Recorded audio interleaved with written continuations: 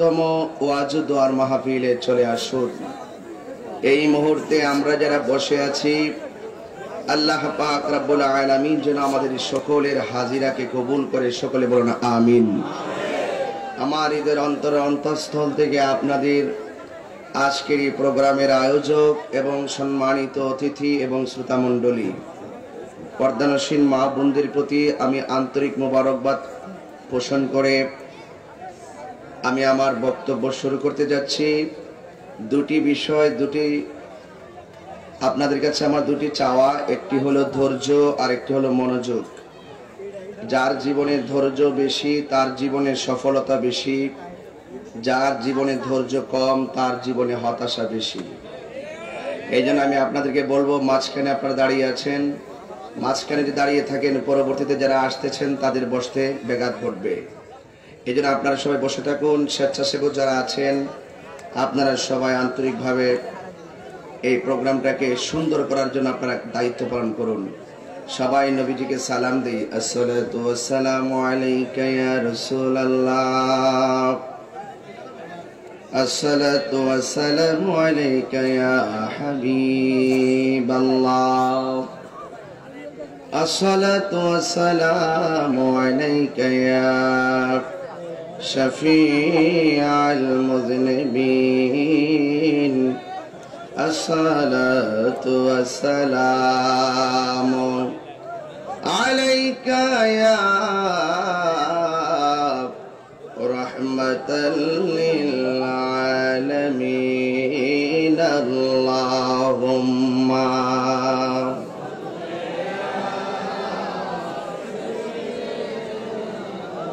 মাওলানা মুহাম্মদ ওয়া আলা আলি সাইয়্যিদিনা। দুনয়নে রাসূল পাক দেখলে কেমন হতো, দুনয়নে রাসূল পাক দেখলে কেমন হতো, জন্ম আমার নবীর যুগে হলে কেমন হতো। আল্লাহুম্মা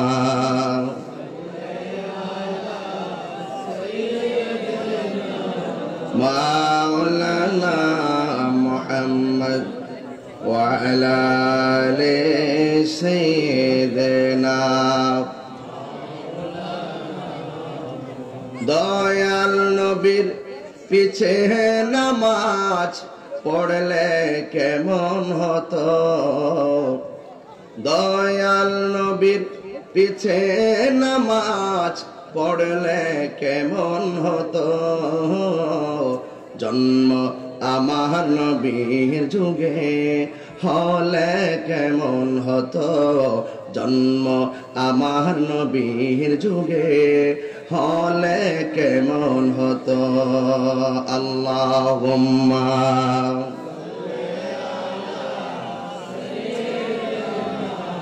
মাওলানা মুহাম্মদ ওয়া আলা আলি সাইয়্যিদিনা।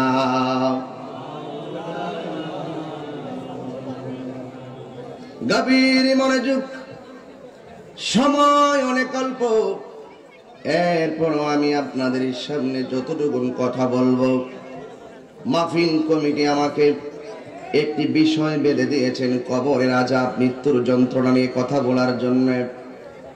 মাহফিল ইন্তেজামিয়া কমিটির পক্ষ থেকে যে সময়টুকু বেঁধে দেওয়া হয়েছে, আমি আপনাদের সামনে বালাগাত মানতে গেলে কায়দা কলিলুল মাবানি কাসিরুল মাআনির আলোকে কিছু কথা বলবো।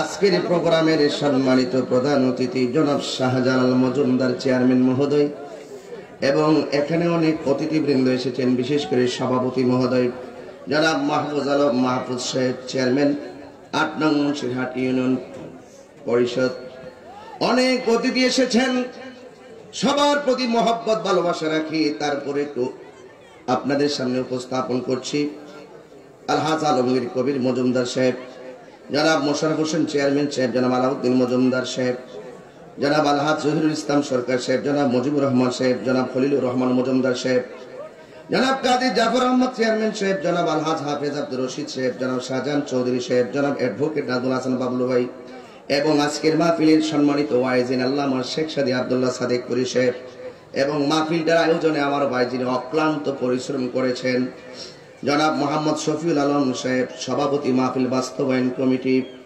ইন্তেজামিয়া কমিটি, এলাকাবাসী, আমার উপস্থাপনায় যদি কোনো ত্রুটি হয় মার্জনার দৃষ্টিতে দেখবেন।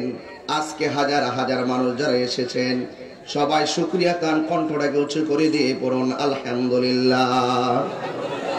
লাখ কোটি দরুদ ও সালাম ওই নবীর নূরানি কদম মুবারকে যিনি হায়াতুন নবী, নূর নবী, হুজুর নূর সাল্লাল্লাহু আলাইহি ওয়াসাল্লামের উম্মত হিসাবে আল্লাহ পাক রব্বুল আলামিন এমন একজন নবীর উম্মত আমাকে আপনাকে বানিয়েছেন যিনি সৃষ্টির আদি, সৃষ্টির মূল, সৃষ্টির কল্যাণ কারক, যিনি বিশ্ব সবার সভাপতি, যিনি সমস্ত আম্বিয়া কেরামদের মাথার মুকুট, যার বাহন ছিল বুরাক, যার সফর হয়েছে মেরাজ, যার গমন হয়েছে সিদরাতুল মুনতাহা, যেই নবীর লক্ষ্যস্থল ছিল কাবা কাউসাইন, যেই নবীর উদ্দেশ্য ছিল আমার আল্লাহ পাকের দিদার, সেই নবীর উম্মত হিসাবে আল্লাহ পাক রব্বুল আলামিন না চাইতেই আল্লাহ সেই নবীর উম্মত আমাদেরকে বানিয়েছেন।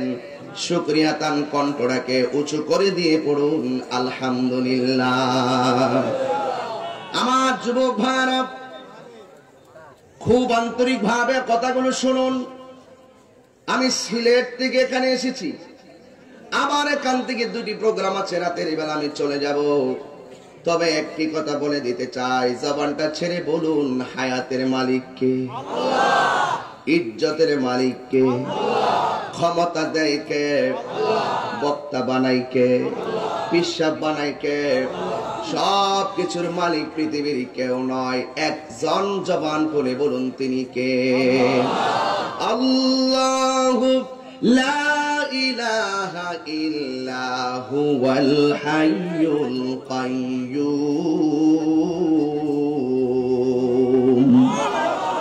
আল্লাহ রাব্বুল আলামিন যিনি ছিলেন, যিনি আছেন, যিনি থাকবেন, তিনি আমার রব, তিনি আমার সব, তিনি হায়াতের মালিক, তিনি মওতের মালিক।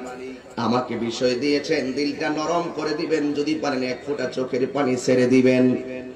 হারানো বস্তু ফেরত পাইলে মানুষ যেমন খুশি হয়, হারানো টাকা, হারানো মূলধন ফেরত পাইলে বান্দা যেমন খুশি হয়, আমার আল্লাহর হাবিব বলেন একটা বান্দা যখন গুনাহ করে, গুনাহ করার পর যখন আল্লাহর কাছে তওবা করে, আমার আল্লাহ তার চাইতে কোটি গুণ বেশি খুশি হয়। এই জন্য যুবক ভাইয়ের আমার, তওবা করলে গুনাহ মাফ হয়, তওবা করলে সিনা সাফ হয়, তওবা করলে আমার আল্লাহ খুশি হয়। যা হবার হয়ে গেছে, অতীতে যা হবার হয়ে গেছে, ভবিষ্যতের প্রত্যেকটা পদযাত্রা আমরা করব ইমানি চিত্তে। গুনাহ মাফের মালিক আমার আল্লাহ। এই জন্য যুবক যা করেছেন অতীতের জন্য আজকে অন্ততপক্ষে বসন্তপুর মধ্যপাড়া ৮ নং মুন্সিরহাট 14 গ্রাম দিনের বেলায় যে মাহফিল হচ্ছে, এখানে আমি এসেছি, আপনি এসেছেন, আবার আপনি বাড়িতে চলে যাবেন। একটা কথা আপনাকে মনে রাখতে হবে, কোথায় ছিলাম, কোথায় আসলাম, কোথায় যাব, এই তিনটা বিষয় যার অন্তরে ধারণ করে রাখবে, সেই লোকটা কোনোদিন আমার আল্লাহর সঙ্গে নাফরমানি করতে পারে না। কথা বলেন ঠিক কিনা? আল্লাহর সঙ্গে নাফরমানি করতে পারে না। খুব মনোযোগ দিবেন। ভূমিকায় 30-40 মিনিট সময় আমি ডামডাম কথা বলে সময় নষ্ট না করি, কিন্তু কথা শুনুন, মূল বিষয়ে আমি চলে গেলাম। সময়ের দিকে খেয়াল করে আল্লাহ রাব্বুল আলামিন সূরা বাকারার মধ্যে সুন্দর ভাষায় বলে দিয়েছেন আপনার আমার অবস্থান। আপনাকে আমাকে আল্লাহ স্মরণ করে দিয়েছেন, কাইফা তাকফুরুনা বিল্লাহি ওয়া কুনতুম আমওয়াতান ফাআহইয়াকুম সুম্মা ইউমীতুকুম সুম্মা ইউহয়ীকুম সুম্মা ইলাইহি তুরজাউন। জবান ছেড়ে বলতে হবে আল্লাহু আকবার। সাউন্ড একটু তুলে দেন, মাইক স্পিকার আমার থেকে একটু দূরে হয়ে গেছে, আমার যে ওয়াজ করতে কষ্ট হচ্ছে। আল্লাহ রাব্বুল আলামিন বলেন, আমি যখন তেলাওয়াত করব আল্লাহু আকবার আওয়াজটা কি জোরে হবে না আস্তে হবে? তাইলে আমি একটু শুনতে চাই, সবাই প্রস্তুতি নেন, আল্লাহকে ডাক দেন। কাইফা তাকফুরুনা বিল্লাহ,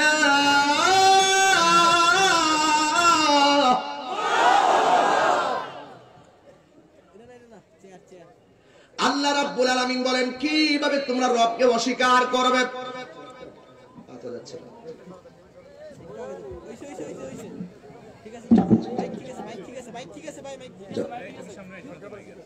তোমরা কিভাবে আল্লাহকে অস্বীকার করছো? আমি কোথায় ছিলাম, কোথায় এসেছি, আবার কোথায় যাব? ছিলাম আল্লাহর কুদরতের উপরে, আসছি দুনিয়ার ভিতরে, আবার যাব কবরের ভিতরে। এটাই হলো আমার শেষ কথা। কোথায় ছিলাম, কোথায় আসলাম, কোথায় যাব? আল্লাহ বলেন কাইফা তাকফুরুনা বিল্লাহ, তোমরা কিভাবে তোমাদের রবকে অস্বীকার করছো? তোমরা ছিলে মুর্দা, আমি আল্লাহ রাব্বুল আলামিন তোমাদেরকে জীবন দিয়েছি। জবান খুলে বলুন জীবন দেওয়ার মালিক কে?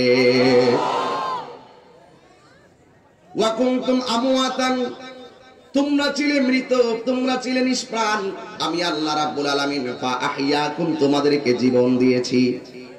জীবন দেওয়ার পরে কেউ রাষ্ট্রপতি হবে, জীবন দেওয়ার পরে কেউ প্রধানমন্ত্রী হয়েছেন, জীবন দেওয়ার পরে চেয়ারম্যান মহোদয় হয়েছেন, জীবন দেওয়ার পরে চেয়ারম্যান মহোদয়রা হয়েছেন, জীবন দেওয়ার পরে বক্তা হয়েছি, জীবন দেওয়ার পরে আমি মেম্বার হয়েছি, জীবন দেওয়ার পরে ওসি হয়েছি, জীবন দেওয়ার পরে ডিসি হয়েছি, জীবন দেওয়ার পরে ইমাম হয়েছেন, জীবন দেওয়ার পরে খতিব হয়েছেন। হাত তুলে বলেন ঠিক কিনা বলেন। এটা হলো জীবন দেওয়ার পরের কথা। আমার তো প্রাণী ছিল না, জীবন পাওয়ার পরে আমার আল্লাহ আমাদেরকে এক একজনকে এক একটা ক্ষমতা দিয়েছেন। এই পৃথিবীতে আপনাকে যা দিয়েছেন একজন, তিনি বলেন তিনি কে? আল্লাহ রাব্বুল আলামিন বলেন হুয়াল্লাহ, তিনি সেই আল্লাহ। জোরে কোন মারহাবা। এই জন্য যুবক, জীবন পাওয়ার পরে আমি অনেক কিছু হয়ে গেলাম, হওয়ার পরে আমার আল্লাহ একটা থাবার মাধ্যমে সব বিলীন করে দিবে। একটা থাবার মাধ্যমে সব বিলীন করে দিবে। আমার জীবনে একটা থাবা আসবে, যেই থাবার আসতেই আমার বাহাদুরি শেষ, যেই থাবা আসলে আমার বক্তাগিরি শেষ, যেই থাবা আসলে আপনার চেয়ারম্যানগিরি শেষ, যেই থাবা আসলে আপনার সব শেষ। সব অবস্থান চোখের পলকে স্তব্ধ হয়ে যাবে। কেউ বলবে না তাহির সাহেব, কেউ বলবে না চেয়ারম্যান সাহেব, সবাই বলবে, ঘরেও বলবে লাশ, মাঠেও বলবে লাশ, ইমাম সাহেব মসজিদের মাইক দিয়ে বলবে মরহুমের লাশ এসেছে। এতদিন বলেছে চেয়ারম্যান মহোদয় এসেছে, তাহিরি সাহেব এসেছেন, আর আমি মারা গেলে আমার ঘরে কৈলাস, বাহিরে কৈলাস, জানাজার মাঠেও কৈলাস, কবরে নামাইবার সময় কৈলাসটারে ধরো। তাহলে দেখেন আপনার আমার কি পরিচয়টা জাগা মতো। আল্লাহকে দেখ, আমি তোদেরকে ছেড়ে দিয়েছি। রাস্তা হলো দুইটা, একটা হলো ভালো রাস্তা আর একটা হলো মন্দ রাস্তা। মন্দ রাস্তা চললে জাহান্নামে যাবে, ভালো রাস্তা চলে জান্নাতে যাবে। এখন বসন্তপুরের মানুষ, 14 গ্রামের মানুষ জবানটা খুলে বলেন, আমরা কি হকের পথে চলবো না বাতিল পথে চলবো? এই জন্য আল্লাহ বলেন ওয়া কুনতুম আমওয়াতান, তোমরা ছিলে নিষ্প্রাণ, ফা আহইয়াকুম, আমি আল্লাহ রাব্বুল আলামিন তোমাদেরকে জীবন দিয়েছি। জীবন দেওয়ার পরে মরণ নামক থাবার মাধ্যমে সব শেষ হয়ে গেছে, কিন্তু আমার আল্লাহ রাব্বুল আলামিন বলে দিয়েছেন তুমি মরে গেছো মানে এই নয় যে তোমার সব শেষ হয়ে গেছে। না না না, আমি আল্লাহ জীবন দিয়েছিলাম একটা কারণে, আবার মরণ দিব আরেকটা কারণে, মরণ দেওয়ার পরে জিন্দা বানাবো একটা কারণে। জোরে কি আল্লাহু আকবার বলবেন না? ও আল্লাহ, জীবন দিছো কিসের জন্য? আল্লাহ রাব্বুল আলামিন কয় জীবন কেন দিছি জানোনি? তোমাদেরকে কেন বানাইছি জানোনি? কেন বানাইছি আমি আল্লাহর কাছ থেকে শুনে যাও।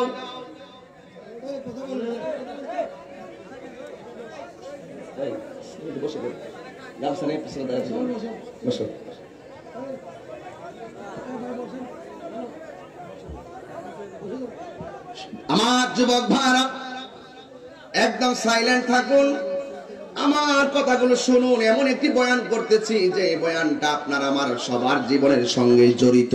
কথা বলেন ঠিক কিনা বলেন? আল্লাহ কয় ওয়া কুনতুম আমওয়াতান, তোরা মরা ছিলি, ফাআহিয়াকুম, জীবন দিছি। জীবন দিছি একটা উদ্দেশ্য আছে। আমি তেলাওয়াত করলে জোরে আল্লাহু আকবার বলতে হবে।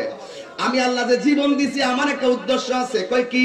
ওয়া মা খালাকুতুল জিন্না ওয়াল ইনসা ইল্লা লিয়াবুদুন।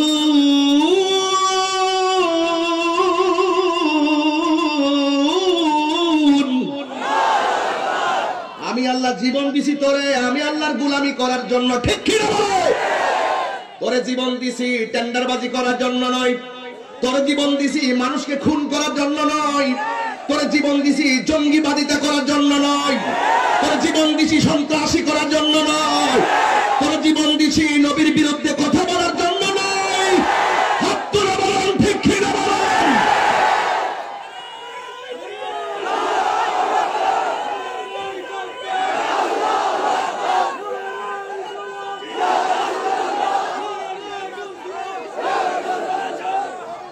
আল্লাহু আকবার বলুন।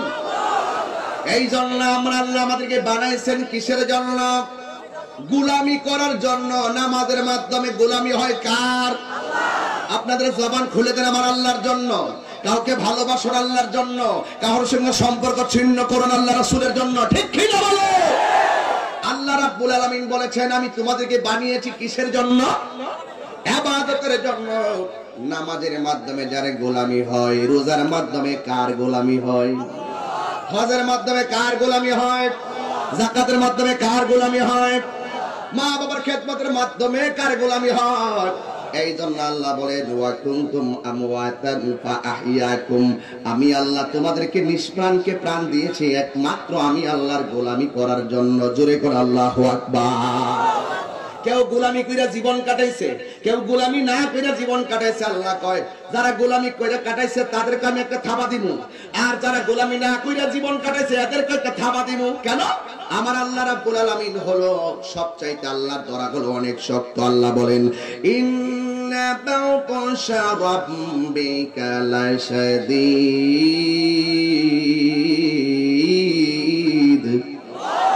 আল্লাহর ধরা কি নরম না শক্ত? আর জোরে বলো কি? আল্লাহর ধরা অনেক শক্ত। আল্লাহ বলেন যারা আমার গোলামি করে এদেরকে আমি থাবা দিমু, আবার যারা গোলামি করবে না এদেরকে আমি আল্লাহ থাবা দিমু। তবে পার্থক্য আছে দুইটা। এক নম্বর, ইমানদারের মরণ হবে সহজ। ইমানদারের মরণ হবে কি? সহজ। এটা আমি আস্তে আস্তে ঢুকতেছি যে বয়ানে। আর বেঈমানের মরণ হবে অনেক কঠিন। আল্লাহ বলেন আমি আল্লাহ তোরে মরণ দিয়ে সব শেষ করে দিব। তবে একটা কথা এখানে ফাআহইয়াকুম সুম্মা ইউমিতুকুম, তোমাদেরকে মরণ দিব। মরণটা কেন দিব? মরণটা এই জন্য দিব আমি আল্লাহ রাব্বুল আলামিন যে হায়াতের মালিক। যদি মৌতের মালিকটা তোদেরকে না বুঝাই তোরা গাদ্দারি করবি। কথা বলেন ঠিক না ঠিক? যেমন নমরুদ্দারের রূপ দেয় নাই, নমরুদ্দার আর ফেরাউনের আল্লাহ রূপ দেয় না। লাস্টে কয় আমরা মরণই হবে না, আমরাই আল্লাহ। নাউজুবিল্লাহ কর। আল্লাহ কয়জন? কথা বলতে হবে। আল্লাহ কয়জন? আল্লাহ হলো একজন। সাজদা পাওয়ার মালিক হলো একমাত্র আল্লাহ। আল্লাহ ছাড়া কারো কাছে মাথা নত করা যাবে? আরো জোরে কোন যাবে? এটাই হলো আমাদের ছাত্র জীবনের শিক্ষা। মনে করবেন না ওয়াজে সেই কথাগুলো বলি। আমার মা যখন সালার মধ্যে বসায়া কোরআন সবক দিয়েছিল তখন আমার মা সেদিন বলে দিয়েছিল কুল হুয়াল্লাহু আহাদ আল্লাহুস সামাদ লাম ইয়ালিদ ওয়া লাম ইউলাদ ওয়া লাম ইয়াকুল লাহু কুফুয়ান আহাদ। আল্লাহু আকবার। আল্লাহ কয়জন? এই জন্য যুবক ইবাদত হবে কার? এই জন্য যুবক আমরা যে মাজারে গিয়ে জিয়ারত করি, আমরা সেখানে গিয়ে সেজদা করি না। যারা সেখানে সেজদা করে তাদের বিরুদ্ধে আমাদের স্টিম রোলার। ঠিক কি না বলো? তাদের বিরুদ্ধে আমাদের অবস্থান আগেও ছিল, এখন আছে, ভবিষ্যতেও। এটা আপনারা মিসগাইড করেন অনেকে সমাজে এসে। আমাদেরকে ডাইরেক্ট উল্লেখ করে করে বলা হয় আমরা ভণ্ড, আমাদেরকে উল্লেখ করে বলা হয় আমরা মাজার পূজারী। কথা বলেন না কেন? ঠিক কি না বলো? আমার তাদের নাম ধরে ধরে বলে যেই সমস্ত জায়গায় সেজদা হয় সেখান থেকে তাদেরকে প্রতিরোধ করার দায়িত্ব শুধু তোমাদের না আমাদেরও আছে, ঠিক কি না বলে? যেখানে কোনো ধরনের অসামাজিক কোনো কাজ হবে আমরা সবাই মিলে প্রতিরোধ করতে হবে। যদি আপনার তীরটা থাকে আমার দিকে, আমার তীরটাও থাকবে আপনার দিকে। আপনার উদ্দেশ্য খারাপ, আপনার উদ্দেশ্য খারাপ, এই জন্য আপনি আমাদেরকে প্রশ্নবিদ্ধ করেন। আজকে আমাদের চেয়ারম্যান এলাকার জনাব শাহজালাল মজুমদার শ্রেষ্ঠ চেয়ারম্যানই তিনি, উনি এসেছেন। আমার ভাই আছেন সভাপতি, অনেক চেয়ারম্যান মোশাররফ ভাই সহকারে, এবং আমার ভাই শফিউল আলম ভাই অনেক কষ্ট করে মাহফিল করেছেন। দ্বন্দ্ব লাগানোর জন্য আমাকে আনে নাই, যা হবার অতীতে হয়ে গেছে। কিন্তু একটা কথা, তখন তথ্য প্রযুক্তির যুগ, এখন তথ্য প্রযুক্তির যুগ। এখন আমি কি বলি আপনি কি বলেন সবাই দেখে ঘরে শুয়ে শুয়ে, ঠিক কি না বল? এই জন্য আমি সব কিছু ওপেন করে দিই, বলতে চাই একমাত্র সেজদা পাওয়ার মালিক হলো একজন। এই যুবক জবানটা খুলে ছেড়ে হুঙ্কার দিয়া বলো তিনি কে? আর কোন অভিযোগ আছে আপনারা? একটা একটা ধরুন, শুধু মনে রাখবেন কথাগুলো, শুধু মনে রাখবেন। কই আমি আল্লাহ মরণ দিমু, আমি আল্লাহ হায়াত দিছি, আমি আল্লাহ মরণ দিমু। তবে একটা কথা মনে রাখো, জীবন মরা নিষ্প্রাণকে প্রাণ দিয়েছি, আবার প্রাণকে নিষ্প্রাণ করেছি। নিষ্প্রাণকে প্রাণ দিয়েছি আমার গোলামি করার জন্য, এখন আবার প্রাণ নেওয়ার পরে প্রাণটা দিমু কেন? প্রাণটা দেওয়ার পরে প্রাণটা নিয়েছি, প্রাণটা নেওয়ার আগে সময় দিছে গোলামি করার জন্য, আর প্রাণটা নেওয়ার পরে প্রাণটা যে কবরে দিমু, জীবন দিমু, এটা কিন্তু গোলামি করার জন্য দিমু না। কারণ মানুষ মারা যাওয়ার সাথে সাথে আমলের দরজা সব বন্ধ হয়ে যায়, কথা কোন ঠিক কিনা? আমি আল্লাহ মরণের পর খুব মনোযোগ দিতে হইব, কথাগুলো বুঝতে হবে। আমরা আহলে সুন্নাত ওয়াল জামাতের নগণ্য খাদেম, কিন্তু কথাগুলো বোঝা লাগবে। জীবন দিলাম ইবাদতের জন্য, আবার কবরে জীবন দিব ইবাদতের জন্য না।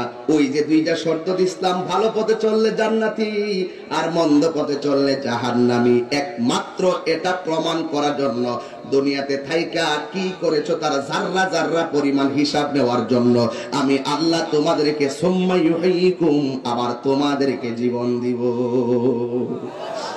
এই জন্য জীবন দিবে। এখন আসুন দেখি একটু বসন্তপুরের মানুষ, 14 গ্রামের মানুষ, একটু কানটা লাগাইয়া দাও।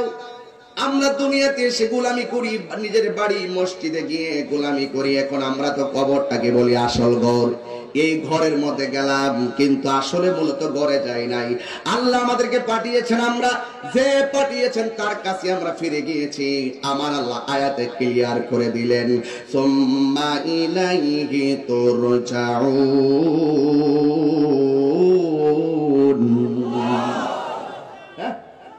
যে বানাইছে আমাদেরকে তারই দিকে আমরা ফিরে গেছি।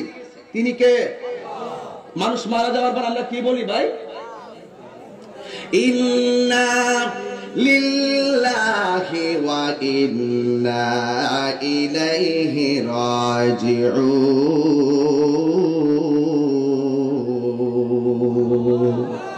আল্লাহ রাব্বুল আমাদেরকে বানিয়েছেন, আল্লাহর কাছে চলে যাব। এখন প্রশ্ন হলো, হুজুর রাস্তা তো বললেন দুইটা, একটা হলো ঈমানের রাস্তা আর একটা হলো বেঈমানের রাস্তা।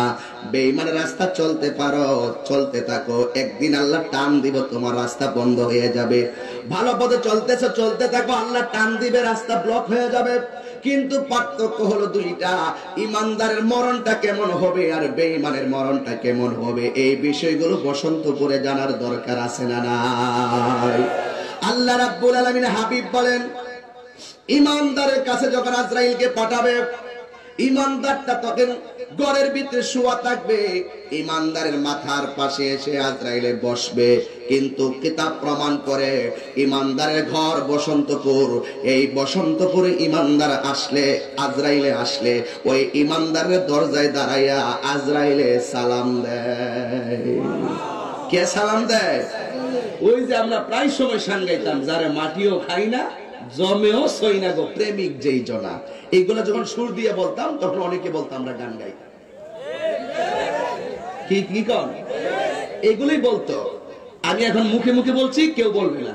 যারা মাটিও খাই না জমেও সই না গো প্রেমিক যেই জনা। এখন কোনো ফতোয়া নাই। আর এটা যদি একটু সুর দিয়ে বলি, যারা মাটিও খায় না জমেও সয় না গো প্রেমিকে যে জহনা। এই যে পাগল হয়ে গেলেন, একটু পরে দোকানে গিয়ে বলবেন তাহিরি গান গেয়ে গেছে। এই জন্য আমি সিস্টেম পাল্টাইয়া ফেলছি। গাইবো গাইবো, কষ্ট হবে আপনাদের। নবীর শান চলবে, কথা বলেন ঠিক কিনা বলেন। ওলি আল্লাহর শান, আমরা বলি নবীর শান, আর আমার ভাইরা বলে ইসলামী সঙ্গীত, একই কথা। পার্থক্য তো এখানে, শুধু ভাষার পার্থক্য। ইসলামী সঙ্গীত যদি বলি আর কোনো সমস্যা নাই।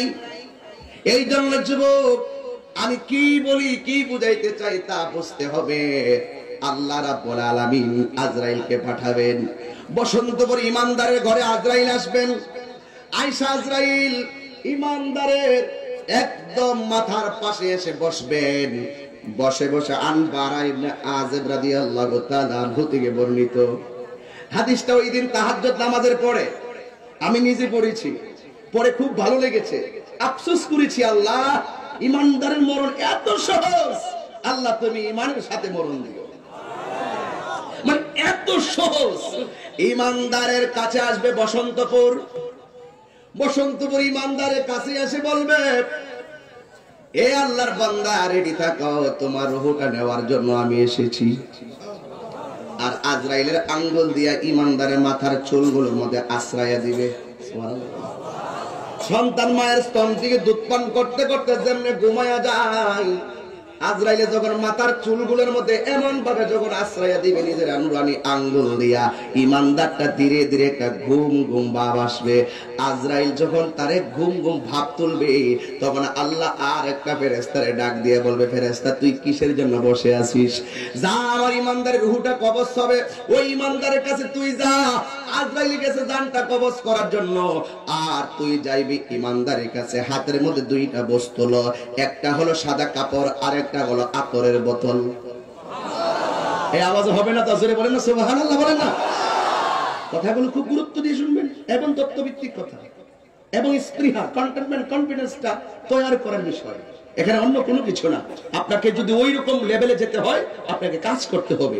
আপনি একটা অ্যাপ্লাই করবেন, আপনার অ্যাপ্লাই অনুযায়ী যোগ্যতা থাকতে হবে। যোগ্যতা না থাকলে আপনি অ্যাপ্লাই করতে পারবেন না। আপনি আল্লাহর কাছে ঈমান আর নেক আমলটা সাবমিট করেন, বাকি কাজ আল্লাহ করবে।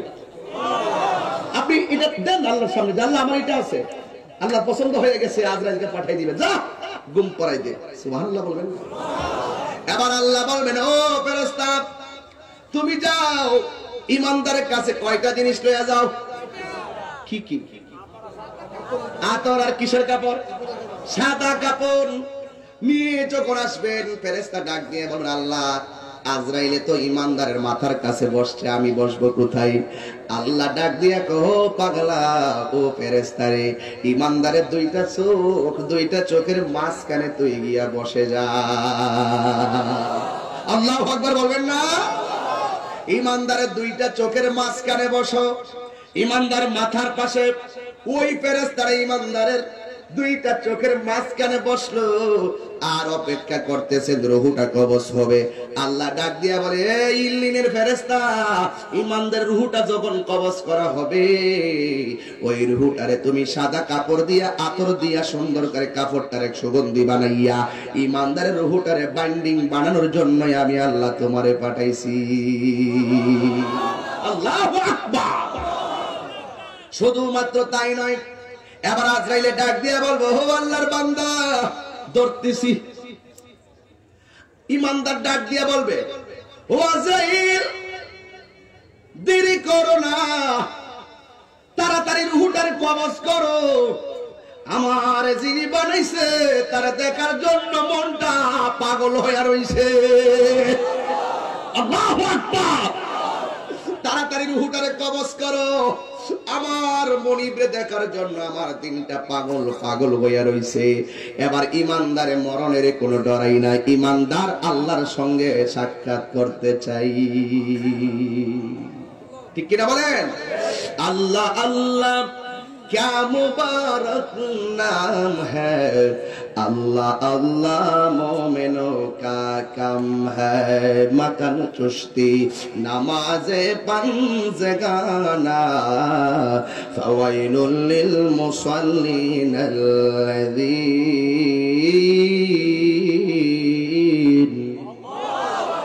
এই জন্য যুবক ভাইরা আমার কথাগুলো মনোযোগ দেন, খুব মনোযোগ দেন। জীবনে তো কম হাসেন নাই, জীবনে তো কম বাড়িতে আড্ডা মারেন নাই, একটু মনোযোগ দেন। এমন মরণটাই কামনা করেন বসন্ত বনে, যেই মরণের সময় ইমানদার বলবে আজরাইল আমার হুটারে নিয়ে যাও, আমার মনিবের সঙ্গে দিদারের জন্য মনটা পাগল হয়ে রইছে। এবার ইমানদার রুহটা কবজ করবে। মায়ের স্তন থেকে সন্তান যেমনে ঘুমায়া যায়, টের পায় না, দুধ পান করতে করতে ঘুমায়া যায়, ইমানদারেও আজরাইলের হাতের স্পর্শে ঘুমায়া যাবে। আর ওই ফেরেশতা যে আতর লাগাইবে কাফনের ভিতরে, ওই কাফনের আতরের সুঘ্রাণের কারণে ইমানদার আল্লাহর লীলায় হারায়া যাবে। সিবগাতুল্লাহি ওয়া মান আহসানু মিনাল্লাহি সিবগা। আল্লাহ রঙে রঙিন হও। আল্লাহ রং কতই না সুন্দর। আল্লাহ পাকের 3000 নাম, 1000 নাম আছে নবী রাসূলদের মাঝে, আর 1000 নাম আছে ফেরেশতাদের মাঝে।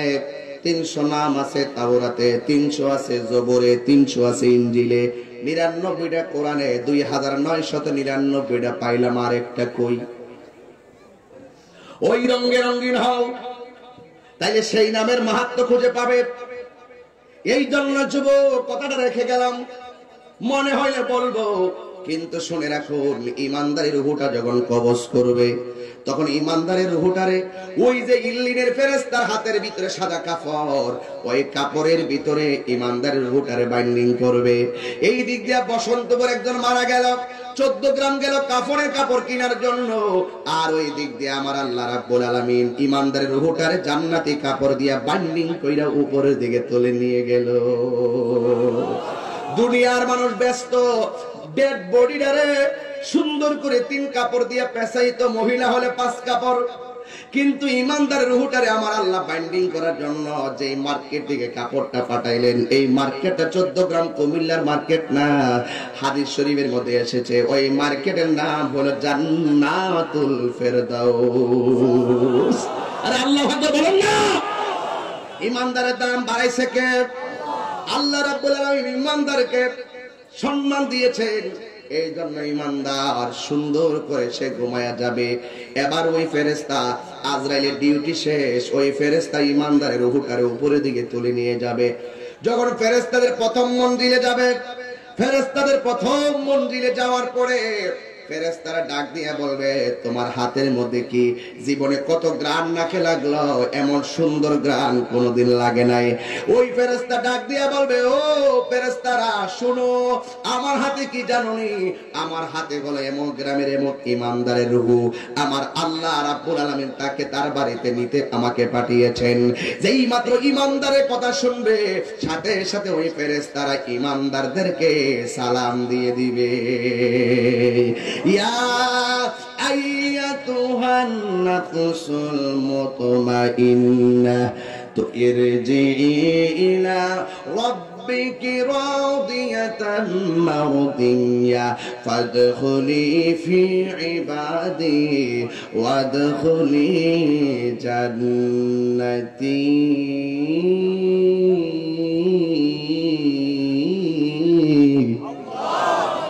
তেলাওয়াত করলে খারাপ লাগে বাবা? তেলাওয়াত করলে খারাপ লাগে। আল্লাহ রাব্বুল আলামিন ঈমানদার রূহটারে নিতে নিতে ফেরেশতার মাধ্যমে প্রথম আকাশের মধ্যে নিয়ে যাবে। প্রথম আকাশের ফেরেশতারা ঈমানদারে সালাম দিব, দ্বিতীয় আকাশের ফেরেশতারা ঈমানদারে সালাম দিব, তৃতীয় আকাশের ফেরেশতারা ঈমানদারকে সালাম দিবে, চতুর্থ পঞ্চম ষষ্ঠ সপ্তম আকাশে যাবে।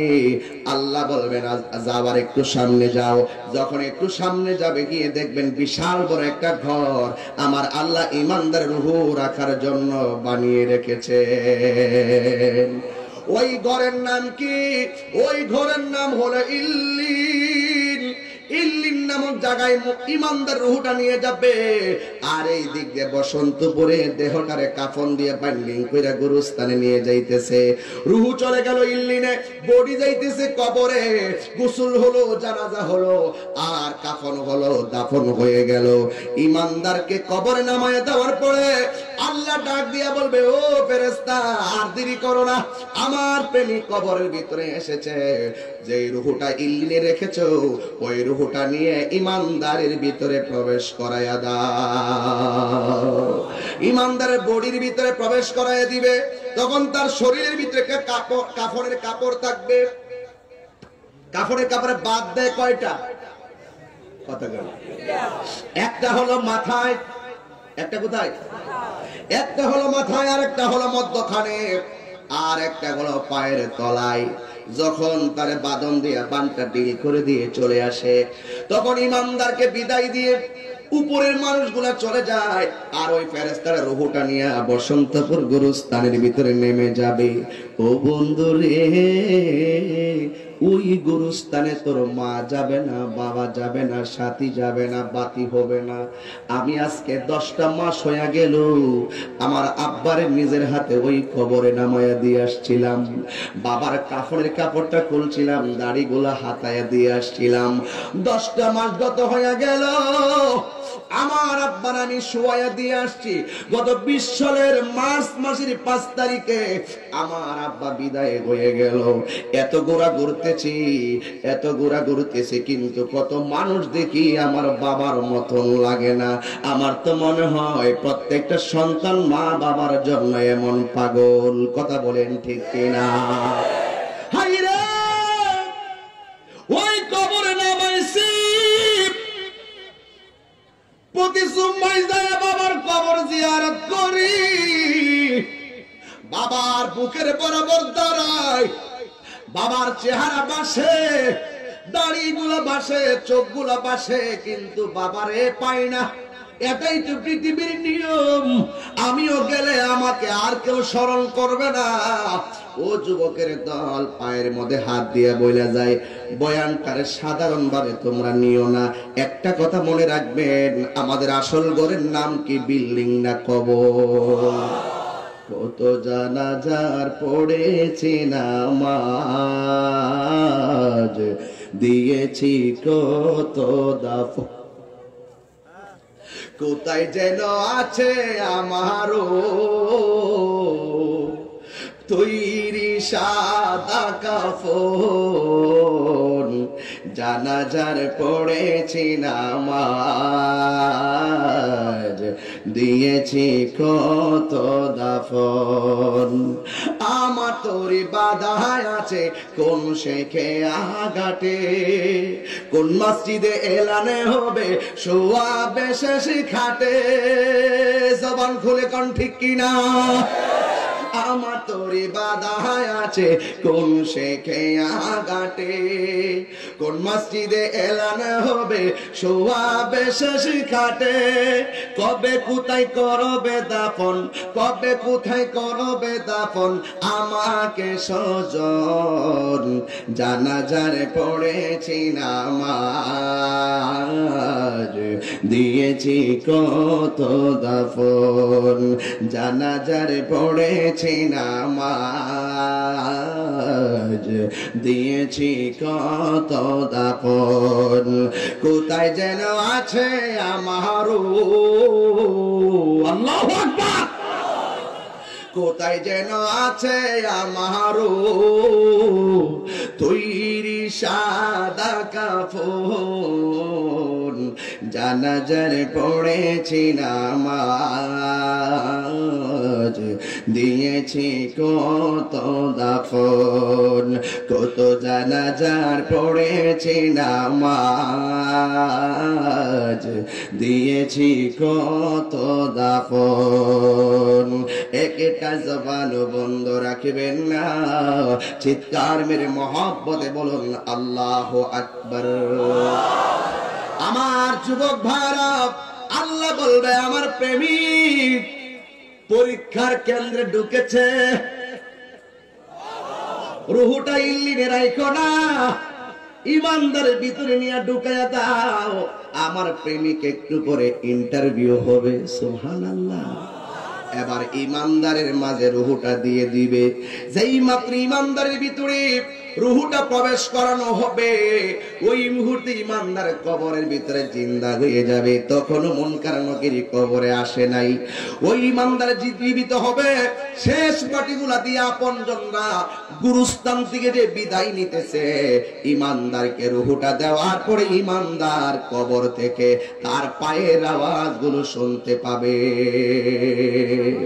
যাও যাও যাও, আমার কবরে পৃথিবীর কেউ আসার কোন সুযোগ।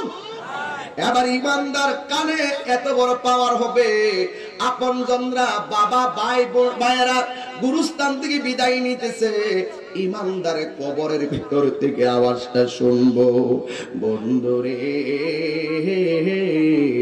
ইমানদার আওয়াজ শুনবে, আর হঠাৎ করে খটখটানে একটা আওয়াজ শুনবে কবরের উপরে। এবার কবরের ভিতরে মুনকার নাকির ঢুকবে। ঢোকার পরে ইমানদারকে কবরে শোয়া থেকে বসাবে। শোয়া থেকে বসায়া তিনটা প্রশ্ন করা হবে। এক নম্বর প্রশ্ন হলো মার রাব্বুকা। ইমানদার বলবে রব্বি আল্লাহ। দেখেন তো কেমন লাগে ওই সময়টা। আর দুনিয়ার পরীক্ষার হলে প্রশ্নটা হাতে নিয়ে যখন থেকে 1 নং প্রশ্নটা কমন, 2 নং প্রশ্নটা কমন, 3 নং প্রশ্ন কমন, তখন কেমন লাগে রে, কয় সুন্দর লাগে, মনটা শান্তি লাগে। আর আল্লাহ কবরে ফেরেশতা পাঠাইয়া পরীক্ষা নিবে। 1 নম্বর প্রশ্ন মার রাব্বুকা। ইমানদার বলবে রব্বি আল্লাহ। 2 নম্বর প্রশ্ন ওয়া দীনুকা। ইমানদার বলবে দীনি আল ইসলাম। 3 নম্বর প্রশ্ন ওয়া মা কুনতা তাকুলু ফি হক্কি হাযার রাজুল। এই লোকটা সম্পর্কে কি ধারণা করতে? ইমানদার বলবে তিনি আমার ঈমান, তিনি আমার জান, তিনি আমাদের নবী। আর জোরে কোনা সুবহানাল্লাহ। ইমানদার কয়টা প্রশ্নের উত্তর দিল? আপনি দাঁড়ান একটু, আপনি দাঁড়ান। বাড়ি কোথায়? মুন্সিরহাট। মনে করেন আপনি এখনো কবরে আছেন, আমি আপনার প্রশ্নগুলো করি, আপনি উত্তর দেন। কষ্ট দিচ্ছে আপনারা? মার রাব্বুকা ওয়া মা দীনুকা ওয়া মা কুনতা তাকুলু ফি হক্কি হাযার রাজুল। মারহাবা কইতেন না? আর জোরে বলেন মারহাবা। এখন উত্তর দিলে ওর কাছে অনেক ভালো লাগতেছে, আপনাদের কাছে শুনেও ভালো লাগতেছে, কিন্তু কবর গেলে উত্তরটা দিতে পারলো কি পারলো না আমাদের জানার কোনো ক্ষমতা আসেনি।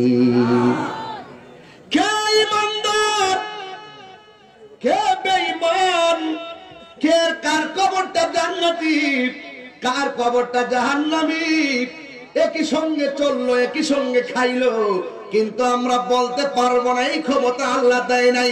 জবান খুলে বলো, তা জানে কে? এবার ইমানদার যেই মাত্র 3টা প্রশ্নের উত্তর বসন্তপুরের তার মতো দিয়ে দিবে, আল্লাহ ডাক দিয়া বলবে দুনিয়ার মানুষ একটা বাজারের পাতলা কাপড় দিয়া কবরে শোয়াইছে। কবরের নিচে হলো মাটি, ডানে হলো মাটি, বামে হলো মাটি, উপরে বাঁশের ছানি, পায়ের গোড়াই মাটি, মাথার পাশে মাটি। ও ফেরেশতারা, আমার ইমানদার পাতলা একটা কাফনের মধ্যে শুয়ে থাকবো, তা হতে পারে না। আমার ইমানদার কষ্টে পরীক্ষায় পাশ করেছে, যা যা যা জান্নাতের ভিতরে যা, আমার পাগলের জন্য ওই কবরে তার নিচে জান্নাতি একটা বিছানা বিছায়া দে। জান্নাতি একটা বিছানা বিছায়া দিবে। আপনাদের এলাকার একটা বাজারের নাম বলেন? মুন্সিরহাট। বড় বাজার না? মাশাআল্লাহ। মুন্সিরহাট। ওই মুন্সিরহাটে মুন্সিরহাট থেকে গিয়ে বক্স খাট আনলেন। বক্স খাট আছে না একটা? সেগুন কাঠের খাট বলেন, যেই কোনো কাঠের খাট বলেন, যতই বড় জাজিম বলেন, তুসুক বলেন, আমাকে যদি রাতের বেলা শুইতে দেয়, হুজুর এসি আছে উপরে, ফ্যান আছে উপরে, হুজুর সুন্দর বিছানা, আমি শোয়ার সাথে সাথে কি ঘুম আসবে? কথা কয় না। যত ভালো বিছানাই হোক সাথে সাথে কি ঘুম আসে? আল্লাহ যে জান্নাতি গালিচা পাঠাবে, ইমানদারে শুইবে সাথে সাথে ঘুম আসবে না। ইমানদারে কবরে শুয়ে একবার ডান দিকে তাকাবে, ডান দিকে তাকায় দেখবে সুন্দর একটা নূরের বাতি জ্বলতেছে। আর জোরে কন্যা সুবহানাল্লাহ।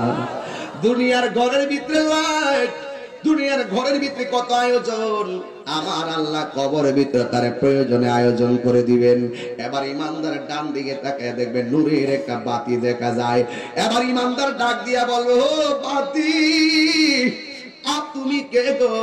আমার ডানে মাটি, আমার ডানে মাটি, বামে মাটি, উপরে মাটি, একেবারে অন্ধকার ঘরটাকে তুমি কে এসে আলো করে দিলে?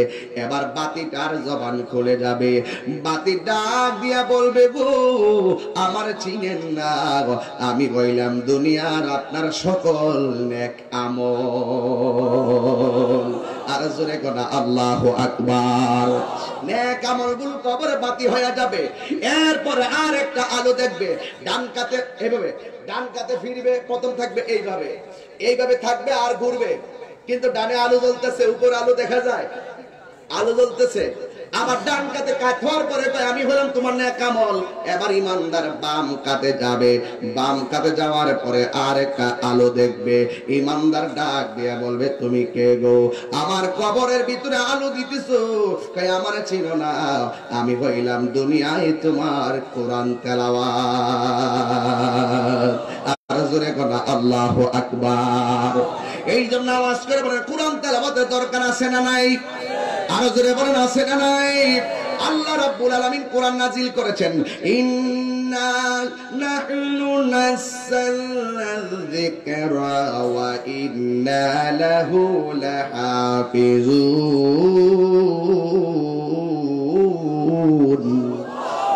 নিশ্চয়ই আল্লাহ কোরআন নাজিল করেছেন, হেফাজতের মালিক কে? আর দেখেন, হেফাজতের মালিক কে? কোরআন নাজিল করেছেন আমার আল্লাহ, কোরআনকে হেফাজত করবেন আমার আল্লাহ। কিন্তু দুঃখজনক হলেও সত্য, মুন্সিরহাটের বাজার থেকে বহুত মানুষ মসজিদে কোরআন শরীফ দেয়, মুন্সিরহাটের বাজার থেকে কোরআন কিনে ঘরের ভিতরে কোরআন শরীফ রাখা হয়। কিন্তু দেখা যায় ঘরের ভিতরে টেলিভিশন গুলো খুব পরিষ্কার থাকে, সুকেস গুলো পরিষ্কার থাকে, কিন্তু কোরআন শরীফের গিলাফের উপরে ময়লা পড়ে থাকে। এমন ঘর মুন্সিরহাটে আছে না না? দুঃখজনক। যেই ঘরে টেলিভিশন পরিষ্কার হয়, যেই ঘরে সুকেস আলমারি সুন্দর করে পরিষ্কার করা হয়, যেই ঘরের ওয়াল গুলোকে পরিষ্কার করে রাখা হয়, কিন্তু আল্লাহর কোরআন মসজিদের ভিতরে, কিন্তু মসজিদের গিলাফের উপরে ময়লা পড়ে থাকে। আমার রাসূল বলেন, যেই ঘরের ভিতরে কোরআন থাকে কিন্তু ঘরের মানুষ কোরআন তেলাওয়াত করে না, সেই ঘরের ভিতরে আল্লাহর রহমত থাকতে পারে না। ঠিক কি না? এই জন্য আপনারা আওয়াজ করে বলুন, কোরআন চাই কি চাই না? আর কোরআন চাই কি চাই না? আপনাদের কাছে একটি কথা বলতে চাই, কোরআন হলো একমাত্র আল্লাহর কাছে মনোনীত ধর্ম। ইন্নাদ দীনা ইনদাল্লাহিল ইসলাম। ইসলামের একটি অর্থ হলো শান্তি, আর একটি অর্থ হলো মানবতা, আর একটি অর্থ হলো ভ্রাতৃত্ব, আর একটি অর্থ হলো একতা। যখন এই পৃথিবীতে কোনো মানবাধিকার বিহীন পৃথিবী ছিল, তখন 1450 বছর পূর্বে আল্লাহর হাবিব সাম্যের ডাক দিয়ে সকল মানুষের মাঝে এই the holy Quran is the constitution of human life, এই কোরআনটাকে হাতে নিয়ে সকল মানুষের মাঝে তিনি মানবাধিকার প্রতিষ্ঠা করেছিলেন। আজকে সেই মানবাধিকারকে লঙ্ঘন করার জন্য আজকে অনেক ধরনের কনস্পাইরেসি হচ্ছে। একটি কথা মনে রাখবেন, ইসলাম এমন একটি ধর্ম, যেই ধর্ম সকল ধর্মের মানুষগুলোকে শান্তিতে বসবাস করার নিশ্চয়তা দিয়ে থাকে। কথা বলেন ঠিক না বেঠিক? একটি কথা মনে রাখুন, ইসলাম এমন একটি ধর্ম, যেমন আমার বাংলাদেশের দিকে তাকান, এই বাংলাদেশে হিন্দু আছে না নাই? কথা বলে আছে না নাই?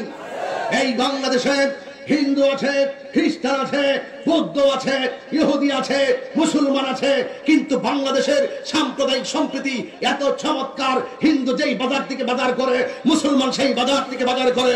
হিন্দু যেই ঘাটের পানি খায়, মুসলমান সেখানে গোসল করে। একজন আরেকজনের যার যার ধর্মের উৎসব পালন করা হচ্ছে, কেউ কাহার ধর্মের উৎসবের উপরে আঘাত করে কথা বলছে না। এটাই হলো ইসলাম। আমার ইসলাম শিক্ষা দেয়, মন্দির ভেঙ্গে মসজিদ বানানো যাবে না। ঠিক কি না বলো? এটার নামই হল ইসলাম। কথা বলুন, কথা বলুন না কেন? আমার ইসলাম শিক্ষা দেয় তুমি অন্য ধর্মের মানুষকে নিশ্চয়তা দিবে।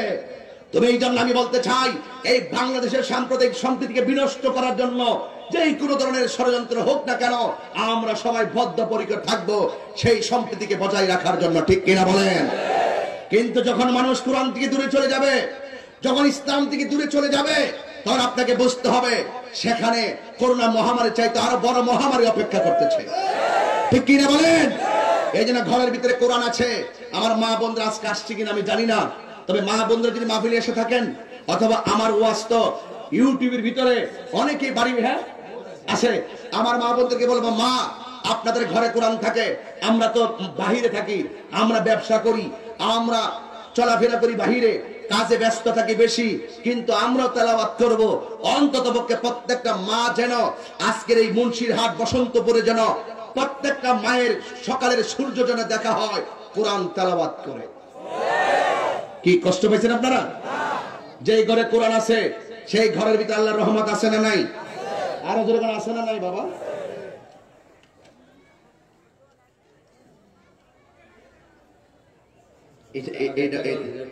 এটা হইব, এটা হইব, এটা এখন তো না, এইগুলা রাত্রে হইব। ধরো বাবা, লাস্টে একটা করবেন, লাস্টে হইল এটা লাস্ট কেন?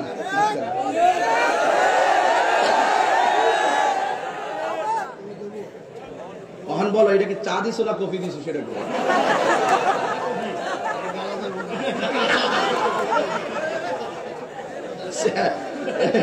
সাধারণ বলতেছে এটা ডালা যাইতো না, জানতাম না, যাও একবার ডাইলা দিয়ে যে কিয়ামত হইছে, আমি বাবা আর ডালাডালির মধ্যে নাই।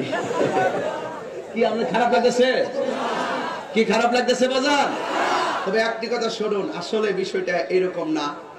তবে এটা কি কফি দিছে ভাই? টেস্ট করছেন নি? আচ্ছা ঠিক আছে, অসুবিধা নাই, এটা ঠান্ডা হয়ে গেছে, অসুবিধা নেই। আমি বলতে পারি না বাবা, যদি পারো। কি আপনার মনে খারাপ লাগতেছে না? আমি জানি, আমি আসার আগে দোকানে পাটে অনেক মানুষ আমার ব্যাপারে অনেক কথা বলে, এটা আই নো দ্যাট, আমি জানি, আমি জানি, আমি জানি। দোকান পাটে অনেক সময় বলবে, আপনারা অনেক সময় অনেক আমার শুভাকাঙ্ক্ষী আছেন, আমার ভক্ত আছেন, তারা বিতর্ক করেন। যারা আমার ভক্ত তারা তো তর্ক করে না, যে তাই হিসাবে এইটা করলে কি হচ্ছে, তাই হিসাবে পুকুরি করে নাই, সিঁড়ি কিনা ঢেলে দেওয়া বা ইত্যাদি যে সমস্ত কথাগুলো যে বলছে, এগুলো তো কুফুরি না, এগুলো হলো বাংলা একটা ওয়ার্ড। কথা বলেন ঠিক না বেটি? এই জন্য এটা আমি চা খাবো না। তোমরা বুঝো না বাবা, রেখে দাও না। যাক, আমি ওয়াজটা লড়াইছি রে, আমি চাইছিলাম যে লাইনটা লড়াবো, কারণ আমার একটা সমস্যা হলো কি, আমি ওয়াজের ভিতরে খুব সাবধানে করে কথা বলি, রাগ নিয়ে কথা বলি, হাসি খুশি করি না, কারণ কে লেখা কোন সময় কোথাও আবার কোন দিকে জায়গা, এটা আবার কাইটটা নিয়ে ছেড়ে দিব না, আমার আবার জানার শেষ নাই। কেউ শহীদ ভাই ঠিক আছে নি? যাই হোক, অসুবিধা নাই। বাজারও আমি যে কথা বলবো বাজান, আজকে যে আপনারা মাহফিলটা চলতেছে, এই মাহফিলটা দিনের বেলা হচ্ছে, আমার তো মনে হয় রাত্রে যদি হয়তো সাধারণ ভাই বোন আরো বেশি লোক হয়ে যেত। তবে আমার মনে হয় প্যান্ডেলটা আরো বেশি নিলি ভালো হইতো, কারণ আরো এইগুলো বসে যাইতো, ঠিক না? আবার বসে নিতে পারতাম না, আমার সমস্যা আছে অনেকগুলো। এই যারা দাঁড়াবি সামনে কাউরে বলছিলেন আপনারা বসেন, একজন তো কই নাই, কারণ কইলে আমার সমস্যা, এটার আবার কাটটা নিয়ে ছেড়ে দিব। অসুবিধা নাই, যে একটা শব্দ এটা আজীবনে কাজে রাখবো, কথা কোন ঠিক নিয়ম? আচ্ছা, এই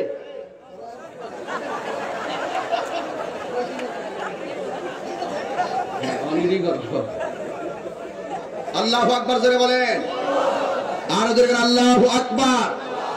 বাজার আপনারা অনেক কষ্ট করেন তো, বিতর্ক করেন, এই জন্য একটু ভেঙে দিতে হয়। আসলে বিষয়টা এরকম না। আমার যদি কোনো ত্রুটি হয় আপনি আমাকে বুঝাইয়া দেন যে ভাই এটা এইভাবে কইরেন না। আমার অনেক আকাবাররা কিন্তু অনেক আমার সাথে যারা সিনিয়র ভালো ভালো বাংলাদেশের টপ 10 না টপ 20 10 না টপ 20 থেকে ধরে এতগুলো পর্যন্ত আমাকে কিন্তু অনেক কথাই বলে, কারণ ওরা আমার উস্তাদ যারা ছিল তারা জানে যে আমার জীবনে এই ক্লাস রুল নম্বর 2 ছিল না, ডাবল টাইটেল পর্যন্ত কামেল পর্যন্ত, যেটা মাস্টার্স 1 ছিল রোল নম্বর। কোনোদিন আমি রোল নম্বর 2 যাই নাই, ক্লাস 2 থেকে আমার রোল নম্বর 1 ছিল, একদম ডাবল টাইটেল পর্যন্ত। তবে একটা কথা কি জানেন, আমি এত পাগল এখনো হই নাই যে আমার মাধ্যমে আপনারা গুমরা হবেন বা নষ্ট হয়ে যাবেন না। আল্লাহ যে বলছেন উদউ ইলা সাবিলি রাব্বিকা বিল হিকমাতি ওয়াল মাউইজাতিল হাসানা, আল্লাহ বলছেন দুইটা পদ্ধতির মাধ্যমে মানুষকে দ্বীনের দিকে আকৃষ্ট করো, একটা হলো হিকমত আর একটা হলো সুন্দর কথা।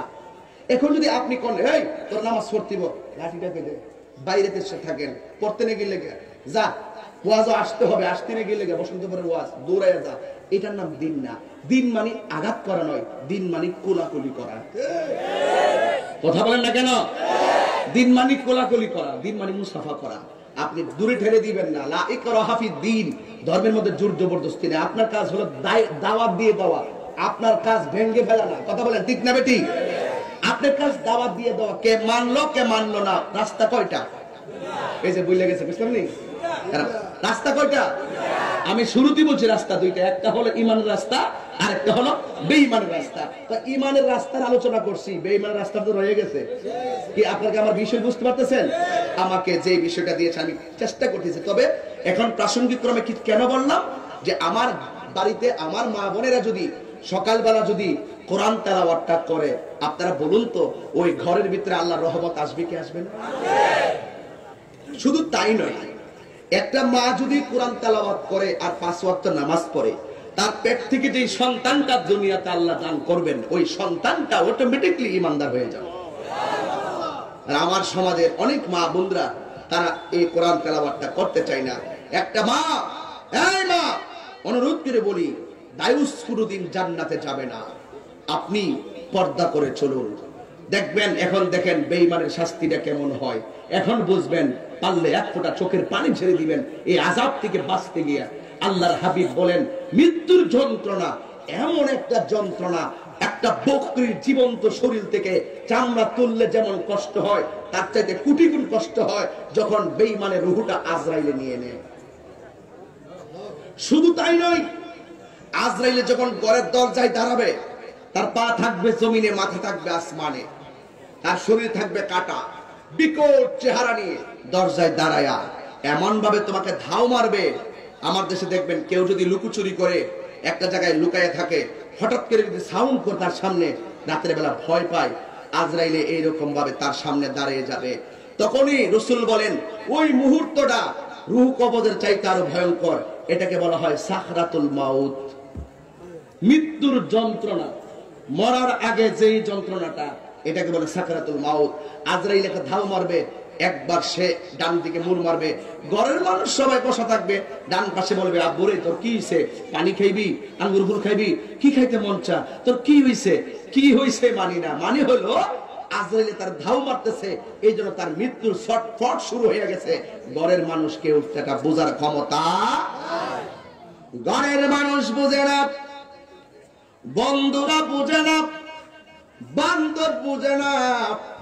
আজরাইলে তারে দাও মারার সময় 3টা ঘটনা ঘটবে। জোরে কোন কয়টা? 1 নম্বর, আজরাইলের রূহটা নেওয়ার আগে তার সামনে যখন দাও মারবে, তার শরীরের তাজা তাজা রক্তগুলো সেকেন্ডের ভিতরে পানি হয়ে যাবে। শুধুমাত্র তাই নয়, আজরাইল যখন তার রূহটার মধ্যে হাত দিবে, তখন তার শরীরের যে রগগুলো আছে, রগগুলো ঠাস ঠাস করে ছিঁড়ে যাবে। শুধুমাত্র তাই নয়, আজরাইলে তার বডি থেকে রূহটা যখন বের করবে, সাথে সাথে তার হাড্ডি গুলা খুলে যাবে। আমার নবী বলেন, এই কষ্টের সময়ে 2টা লক্ষণ যদি দেখা যায় তার ভিতরে, মনে রাখবা তার লক্ষণটা বেশি ভালো না। 1 নম্বর হলো, যদি সে পায়খানা প্রস্রাব করে বাসায় দেয়, মনে করবে তার মরণটা অনেক কঠিন হয়েছে। আর মনে করবে জিহ্বায় কামড় দিয়ে চোখগুলো যদি উল্টায় দেয়, মনে করবে তার মরণটা কঠিন হয়েছে।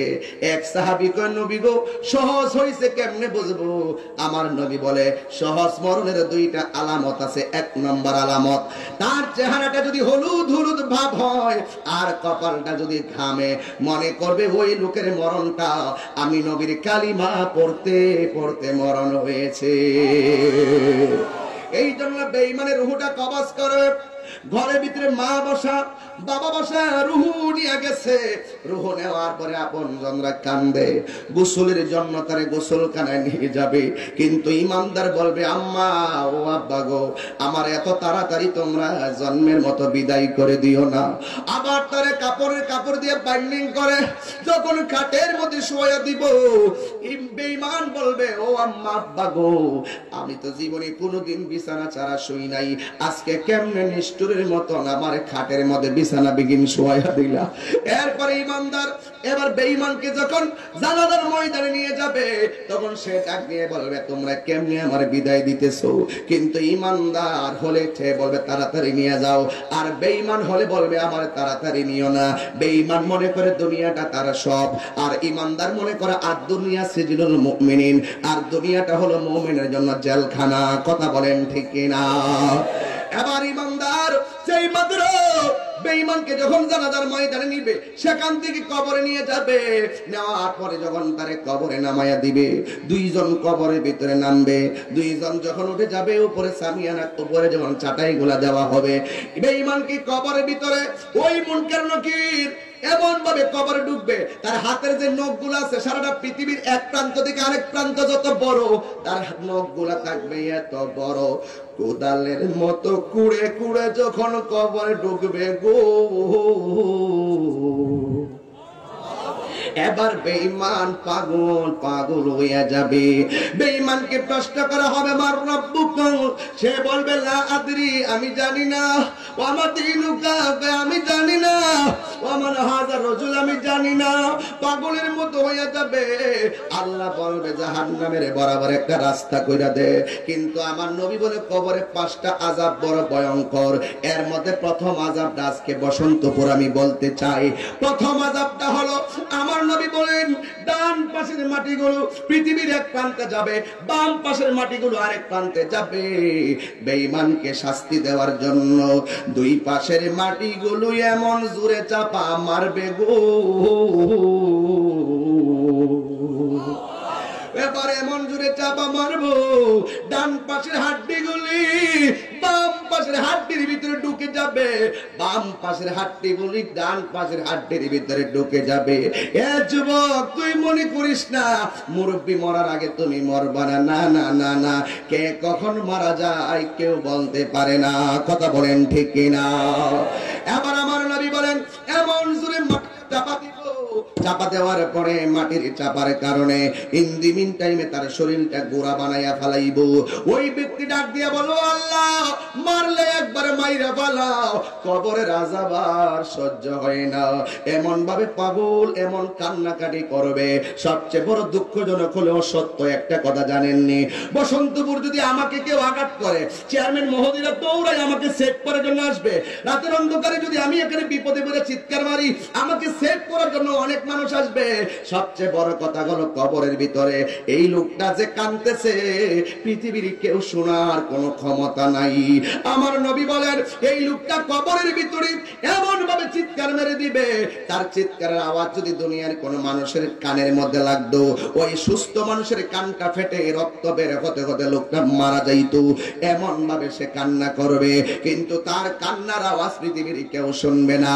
এবার ইন দি মিন টাইমে 2 নম্বর কথা হলো ওই আল্লাহর পক্ষ থেকে একটা ফেরেশতা কবরের মধ্যে নামায়া দিবে, যে এই ফেরেশতাটা চোখেও দেখে না কানেও শোনে না। তার হাতের ভিতর থেকে বিশাল বড় একটা হাতুড়ি, জবানটা খুলে কো আল্লাহু আকবার, সাউন্ডটা তুলে দাও, ডাক দিয়ে বলবেন এমন হাতুড়ি নিয়ে কবরের ভিতরে ঢুকবো, ঢুকে ঢুকে তারে এমন জোরে আঘাত করবে সে কাঁদতেছে। সবচেয়ে বড় কথা ফেরেশতা কানে শুনে না, সে তাকে আঘাত করতেছে তার শরীরে পড়তেছে। সবচেয়ে বড় কথা হলো ফেরেশতা দেখে না। কই দিন শাস্তি দিব? কিয়ামত হওয়ার আগ পর্যন্ত তারে কবরের ভিতরে এমন ভাবে একের পর এক শাস্তি দিবেন। কারণ কি জানোনি? কারণ বলে একটাই, ওই যে আল্লাহ বলছিল আমি দুনিয়াতে পাঠাইছি আমার গোলামি করার জন্য, আর মরার পরে আমি আল্লাহ তোমাদের জীবন দিব হিসাব গ্রহণ করার জন্য। কথা বলেন ঠিক না? এই জন্য আমার আব্বুরা পায়ে হাত রেখে বলি, পায়ে হাত রেখে বলি আমি এখন আবার 14 গ্রামে আসতে পারি কি পারি না আমি জানি না, তবে আমার বাইরা হঠাৎ করে কিন্তু 14 গ্রামে যতটা মাহফিল হয় এরা বাই ফোর্স আমরা দাওয়াত করার জন্য চেষ্টা করে রাস্তায় আটকায়, যে কোনো ভাবে 10 দিন 5 দিন হঠাৎ করে ইমার্জেন্সি ডেট দিতে। আরে বাবা 1 বছর আগে দিন না, কোটা আপনার সাথে আমাদের মহব্বতের সম্পর্ক, আমিও দিতে হয়, এইভাবে কিন্তু আমার আশা হয়। তবে একটি কথা বলি, আমি যদি কোনো বাবা ভুল করে থাকি আমাকে আপনারা বুঝান, আমি ডাইরেক্ট 14 গ্রাম আবার বলে দিয়ে যাই, হয়তো আমাকে বুঝাইয়া আপনাদের দলে নিয়ে নেন, আর না হয় আপনারা বুঝে আমাদের দলে আসেন। কথা বুঝেন না কেন? কারণ রাস্তা কয়টা? দুইটা। আপনার কবরে আপনি যাবেন, আমার কবরে আমি যাব। কথা বলেন ঠিক কিনা? আমার কথা যদি আপনার ভালো না লাগে, আপনি আপনার যার কথা ভালো লাগে তার কথা চলেন, কিন্তু আমার বিরুদ্ধে কথা বলার অধিকার আপনাকে কে দিল? কথা বলেন না কেন? আপনি আপনার মতো চলেন, আমি আমার মতো চলি, কিন্তু যদি আমি কোনো কোরআন সুন্নাহর সাথে সাংঘর্ষিক কোনো কথা বলি, হয়তো আমাকে আপনি বুঝাবেন, আর না হয় আমি আপনাকে বোঝাবো। যদি আমরা বুঝাইতে পারি, বুঝ গ্রহণ করতে পারি, ওই মনোমানসিকতা থাকে, তাহলে আমাদের এই ধর্মীয় যে কাজগুলো আরো সুন্দর হবে এবং দেখতেও সুন্দর দেখা যাবে। কথা বলেন ঠিক না বেঠিক? এই জন্য আমি প্রায় সবাই বলি, হেরার গোহাই তোমারি দেন, আসমান থেকে নামে আল কোরআন। হেরার গোহাই তোমারি দেন, আসমান থেকে নামে আল কোরআন। এটা আমাদের আপনাদের এলাকায় যে হুজুর আছেন, আল্লাহ মাওলানা আবুল কালাম আজাদ বাসার হুজুর, এই এলাকার না? কোন দিকে? পাশের গ্রামে। এই গজলটা আবার হুজুরে পছন্দ করবেন, খুব সুন্দর একটি সঙ্গীত। আপনার এলাকায় মনে হয় না মাওলানা আবুল কালাম আজাদ বাসার হুজুর আছেন এই এলাকারই। তবে একটি গজল একটু বলেন দেখি, ওনার এলাকায় এসে একটি গজল বলা যায়, বলেন। হেরার গুহাই তোমারি দেন, আসমান থেকে নামে আল কোরআন। ভাঙলো সবার ভুল তোমারই উপরে, আসলো কোরআনের ছায়া তলে। খালিদ ওমর আলী আবু বকর, ইসলামী ঝান্ডা নীল যে তুলে। আল আমিন তুমি ছিলে চিরদিন সকল মানুষের তরে। হে রাসূল তোমাকে ভুলে আমি কেমন করে। একটু ভিন্নভাবে শুনবো, দুটা হাত তুলে দেন, হাত তুলে দেন সবাই, দুটা হাত তুলে নবীর উম্মত হিসাবে স্বীকৃতি দিয়ে আজকে নতুন করে আমরা যেন এক নতুন পথ চলা এই 14 গ্রামে চলতে চাই, সকলে ঐক্যবদ্ধভাবে। কথা বলেন ঠিক না বেঠিক?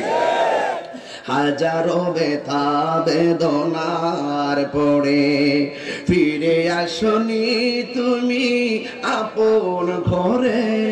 দিনের আলো তুমি, হাত নামিয়ে ফেলছেন, হাত নামিয়ে ফেলছেন, একটু হাত তুলেন না। দিনের আলো তুমি ছড়িয়ে দিতে চলে গেছো মদিনায় মক্কা ছেড়ে। হে রাসূল তোমাকে ভুলি আমি কেমন করে। হে রাসূল তোমাকে ভুলি আমি কেমন করে। খেয়ে না খেয়ে দিনী প্রচারের কাজে নিজেকে দিয়েছ বিলিয়ে। তাইয়ে ফের কাফেরেরাও চিহ্ন নাই আলো, দুষ্ট ছেলেদের পিছু দিল লেলিয়ে।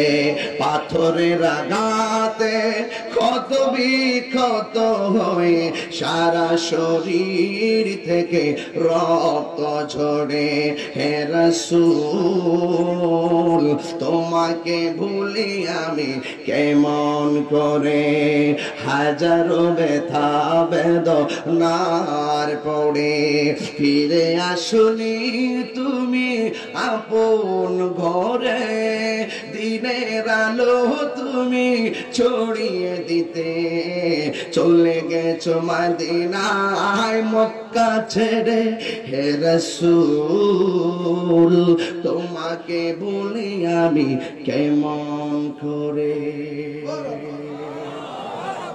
আমি মাওলানা আবুল কালাম আজাদ বাসার হুজুরকে বুঝিয়ে দিয়ে গেলাম যে আপনারা যে সঙ্গীতগুলো পছন্দ করেন, আমরাও সেই সঙ্গীতগুলো পছন্দ করি।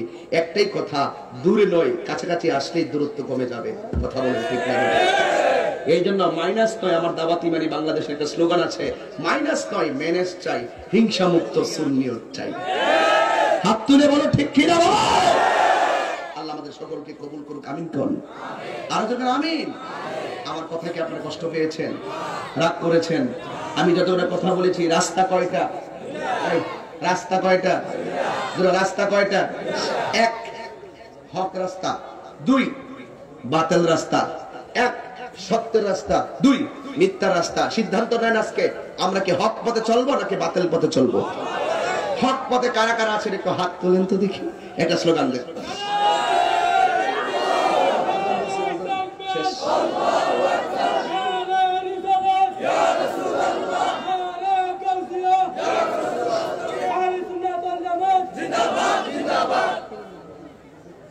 এইটি হইতো না, এখানে আমাকে রিকোয়েস্ট করছে আজান দেওয়ার জন্য। আস্তে আপনার কথা বলবেন, আমার কথাগুলো একটু শুনেন। আর দুইটা লেখছে, এই দুইটা নিয়ে আমার কিছু মন্তব্য আছে। আমি ওয়াজের ভিতরে, শুনতেছেন আমার কথা, আমি ওয়াজের ভিতরে জিকির করছি। কি করছি? জিকিরের ভিতরে মুর্শিদি শান গেছি। এই হাসি মারছে, কি গেছি? বিচারটা দেওয়া যায়, এই বিচারটা কই দেন ইনশাল্লাহ। আমি ওয়াজের মজলিসে জিকির করলাম, এরপরে মুর্শিদি শান গাইলাম, নবীজির শান গাইলাম। একদল মানুষ এই জিকিরটার কাইটটা দিয়া এটার ভিতরে বাজনা ঢুকাইছে, ঢুকায়া ওই জিকিরটারে ডিজে গান বানাইছে। কি গান বানাইছে? ডিজে গানটা মনে করেন যে 2021 হ্যাপি নিউ ইয়ার। এরা যে বছরের প্রথম দিকটা উদযাপন করছে, বহুত জায়গায় এই ডিজে গানটা লাগাই, আর বিয়ের অনুষ্ঠানের দিকটা না লাগাইলে বলে হেরা জমিন। আমি কয়েকটা ধরছিলাম, লাল চুল কয়েকটা ধরছিলাম, লাল চুল বাবারে, লাল চুল করিস না বাবারে, লাল চুল করিস না, এগুলি আমার সামনে আইস না। আল্লাহ আল্লাহ সৃষ্টিটা এত সুন্দর তোমার বানাইছে, সৃষ্টিটার ভিত্তিতে করবে না, কথা বল ঠিক না বেঠিক বাবারে? এই বাবা সাল্লাল্লাহু আলাইহি ওয়াসাল্লাম। বাবা আজকে দেখেন একটা জিনিস, আসার পথে আমি যে কোথায় দাঁড়াইছিলাম ভাই, শরীফ ভাই কইটা দাঁড়াইছিলাম? অফিসের সামনে, নবগ্রাম না কোন জায়গায়।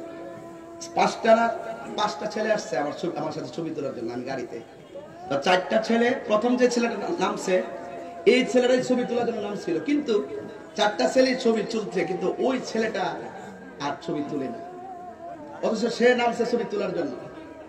কিন্তু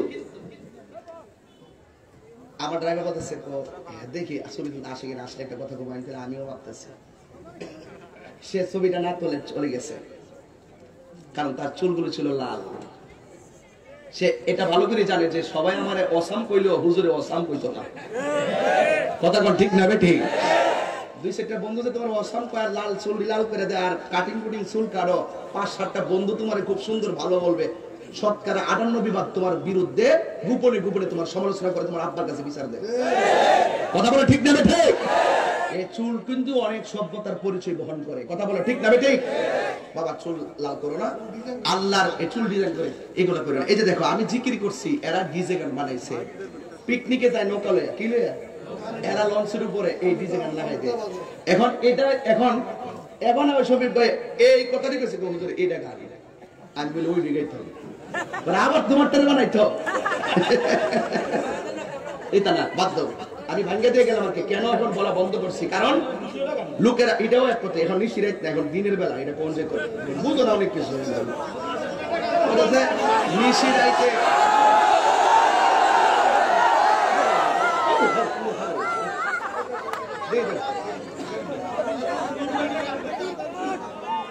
আমার আদর্শনা খুব শখ। তবে আমি যেহেতু আমাদের এখানে আজান হয়েছে, শোনো বাবা লক্ষ্মী, এলাকার মসজিদে গিয়ে নামাজ পড়বেন। তবে আমি যেহেতু অনেক দূরে যাব, তবে আজানটা যেটা এখানে তিনটা, এই বাবা আসতে তিনটা আবদার, এর মধ্যে একটা আজান, এটা আমি প্রশিক্ষণের জন্য আজানটা দিব, কিন্তু এখন ওয়াক্তের না, ওয়াক্তের মসজিদ সামনে মসজিদ নেই। এখানে আমরা সবাই মিলে নামাজ পড়তে বুজুর্গ পরিবেশ আছে, আমি জানি না আপনারা পড়বেন, নিশ্চয়ই আমরাও পড়বো, কিন্তু আমি প্রশিক্ষণের জন্য আজানটা দিচ্ছি, বাট নট নামাজের আজান। হ্যাঁ, কারণ আমরা অনেক সময় কথা হইতে পারি, এই জন্য এখানে সেই পরিবেশ নাই, আমাদের জায়গা ওখানে সবকিছু মিলাইয়া স্টেজ আজকে সেই দিনের বেলার পরিবেশটা হয় না স্বাভাবিকত। তবে মসজিদে নামাজ আদায় করবেন, আজানের একটু 2-3টা কলি বলছে, শোনেন। হ্যালো, তুমি ই করে একটু 2-3টা রিপিট দাও। কেউ কোন ধরনের, আমি যতগুলো কথা বলছি আমার কথা নেগেটিভ নিবেন না, স্বাভাবিকভাবে নিবেন, দেখবেন কোনো ধরনের দূরত্ব নাই, আমাদের অনেক আন্তরিকতা আছে, মানুষের কাছে টানার খুব আন্তরিকতা আছে, আপনারা বুঝে চলবেন ইনশাআল্লাহ। সবাই হ্যালো, ঠিক আছে, আল্লাহু আকবার,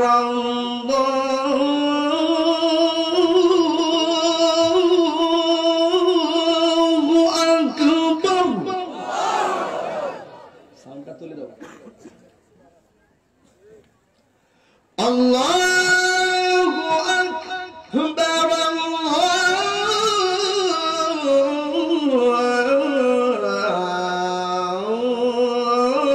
আল্লাহু আকবার।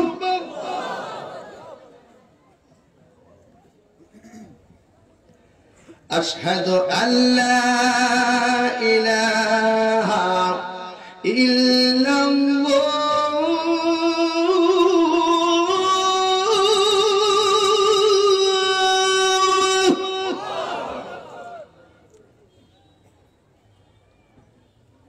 أشهد أن لا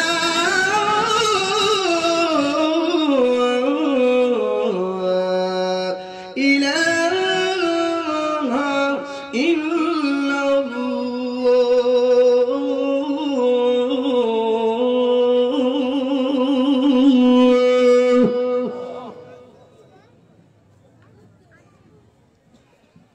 أشهد أن محمدا رسول الله،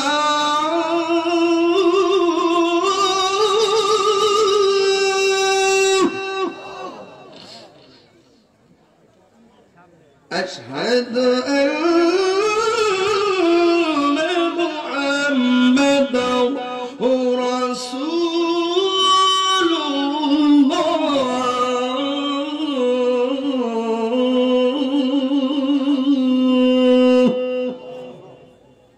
এখন জোরে আল্লাহু আকবার বলুন, যত জোরে পারেন আমি বলার পরে।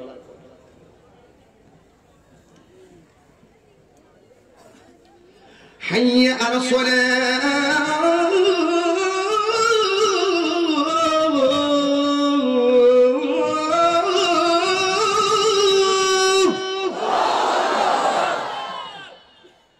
হাইয়া আলাস সালাহ,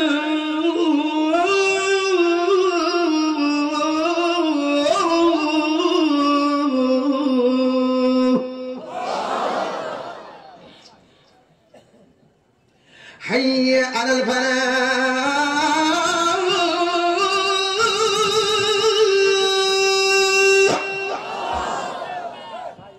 حي على الفلاح،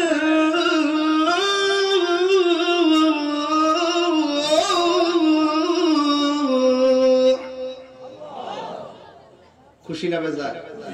খুশি না বেজার? এখন সবাই আমার সাথে বলতে হবে, নামাজ কি বলো না কাজ আছে, কাজকে বলো নামাজ কি বলো না আছে, কাজকে বলো